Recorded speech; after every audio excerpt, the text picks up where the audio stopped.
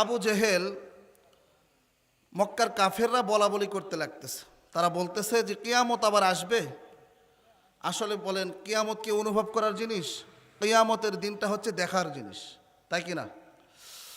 আবু জেহেলরা যখন এইভাবে বলা বলি করতে লাগলো, আল্লাহ তাআলা প্রথম আয়াতেই বলে দিচ্ছেন, আমার আল্লাহ তাআলা সুন্দর করে জানাইয়া দিলেন, আম্মা ইয়াতাসাআলুনা আনিন নাবাইল আযীম।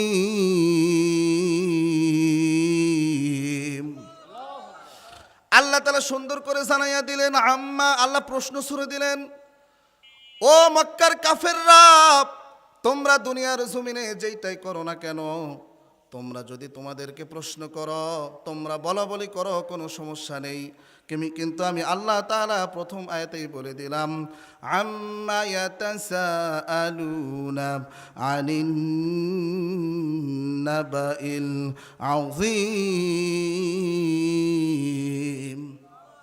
আল্লাহ তাআলা বলে দিলেন, তোমরা যতই বলা বলি করো, কিয়ামতের দিন এমন একদিন আসবে, কিয়ামতের দিন আসবে যেটা তোমরা দুনিয়ার জমিনে থাকতে উপলব্ধি করতে পারবে না। কারণ কিয়ামত হচ্ছে দেখার, কিয়ামত হচ্ছে অনুভব করার বিষয় নয়, কিয়ামত হচ্ছে দেখার বিষয়। পড়ুন সুবহানাল্লাহ।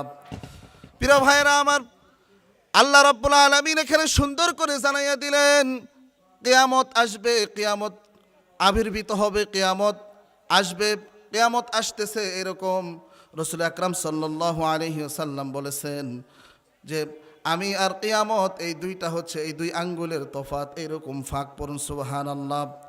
আজকে দুনিয়ার জমিনে দেখেন, অনেক মানুষ কিয়ামতকে বিশ্বাস করে না, কিয়ামত যে আসবে এই কথাটা তারা বিশ্বাস করে না।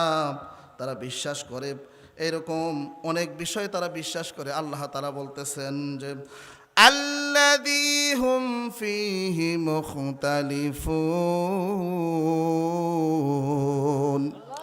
আমার আল্লাহ তাআলা সুন্দর করে জানাইয়া দিতেছেন, কেউ অস্বীকার করেছে, কেউ সন্দেহ করেছে, এটাই কাফেরদের অবস্থা। ওই মজমায় যারা কেউ অস্বীকার করেছে, কেউ সন্দেহ করেছে কিয়ামতকে নিয়ে। কিন্তু আপনারা বলেন তো, আল্লাহ রাব্বুল আলামিন এই দুনিয়ার জমিনে ইসরাফিল আলাইহিস সালাতু ওয়াস সালাম যখন সিংহায় ফু দিবেন, এই দুনিয়ার জমিনটা তুলার মতো খান খান হয়ে উঠতে থাকবে। কথা বলুন ঠিক কিনা? আমার আল্লাহ তাআলা ডাক দিয়ে বলতেছেন, আল্লাযী হুম ফীহি মুখতালিফুন কাল্লা সায়ালামুনা সুম্মা কাল্লা সায়ালামুন। আল্লাহু আকবার পড়ুন।